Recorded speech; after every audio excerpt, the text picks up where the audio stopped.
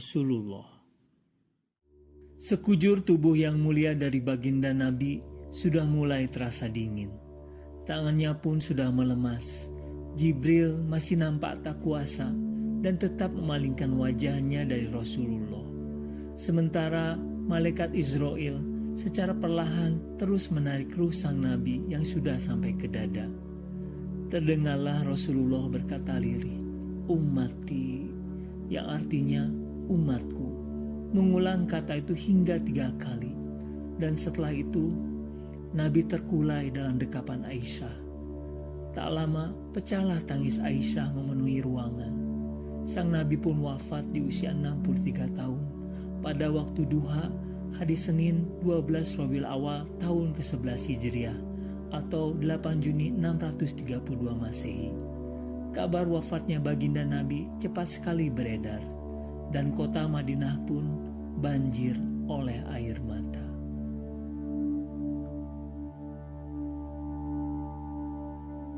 Hari itu baginda Nabi, pemimpin, sahabat, bahkan kekasih seluruh umat Islam itu telah kembali kepada Sang Pencipta, Allah Subhanahu wa Ta'ala.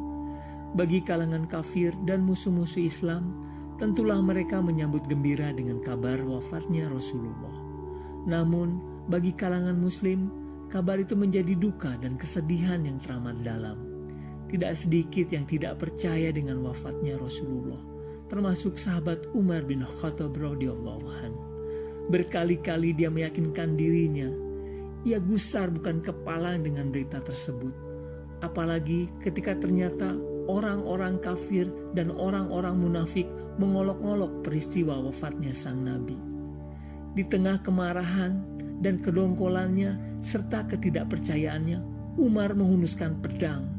Matanya merah, menatap tajam kepada orang-orang yang berada di sekitarnya. Dengan nafas yang berat, lalu berteriak lantang, "Barang siapa yang mengatakan Muhammad mati, akan kutebas lehernya."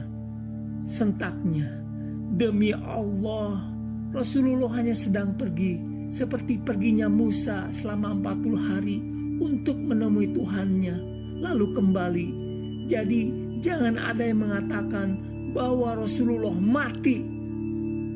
Kondisi Umar yang kalap seperti itu sesungguhnya jadi membuat suasana berkabung menjadi gaduh dan mengganggu proses pengurusan jenazah Rasulullah. Para sahabat tidak ada yang berani untuk menenangkan Umar dan menghentikan sikapnya itu. Dan yang membuat sebagian penduduk Madinah merasa ketakutan karena Umar masih terus mendatangi orang-orang sambil tetap menghunuskan pedangnya dan berkata, "Barang siapa yang mengatakan Muhammad mati, akan kutebas lehernya." Terus berulang-ulang dan tidak ada yang bisa menghentikan singa gurun itu. Perilaku Umar tersebut sampailah pula ke telinga Abu Bakar As-Siddiq radhiyallahu anhu. Abu Bakar segera mendekati Umar dengan setengah berteriak memanggil, "Umar, Umar, dengarkanlah aku." Dengan air mata yang masih berlinang, memendam kesedihan yang terus menggerogoti atas kepergian baginda Nabi pemimpinnya terkasih.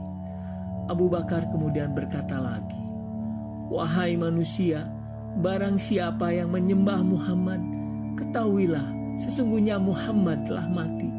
Dan barang siapa yang menyembah Allah Subhanahu wa Ta'ala, sesungguhnya Dia Maha Hidup dan Maha Kekal."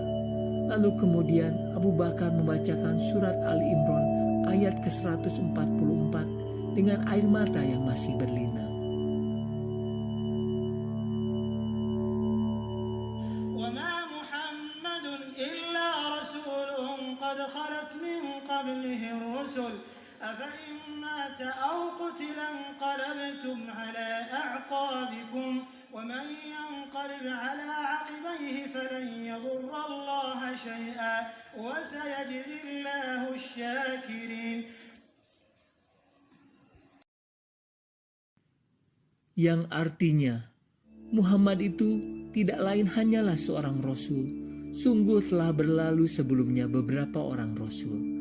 Apakah jika dia wafat atau dibunuh, kamu berbalik ke belakang menjadi murtad? Dan barang siapa yang berbalik ke belakang, maka ia tidak dapat mendatangkan mudorot kepada Allah sedikit pun, dan Allah akan memberi balasan kepada orang-orang yang bersyukur. Mendengar firman Allah tersebut, hancurlah hati Umar. Tubuhnya bergetar, lalu jatuh terduduk. Sambil bertumpu pada tongkatnya, ia menangis sekeras-kerasnya. Tak kuasa menanggung segala kesedihan. Umar terhenyak, seperti baru saja mendengar firman Allah tersebut. Dengan meratap, menyadari segala kesalahan dari perbuatan yang sudah meresahkan umat muslim di Madinah. Kini Umar harus berani menerima kenyataan dan membenarkan petikan Al-Quran yang dibacakan oleh Abu Bakar. Petikan Al-Quran itu adalah nasihat yang paling meyakinkan, menyejukkan kalbu dan menenteramkan jiwanya, walau itu tentang wafatnya Rasulullah. Si singa gurun masih terus menangis, ditemani langit hitam dan udara Madinah yang terasa semakin dingin. Wallahu a'lam bishawab.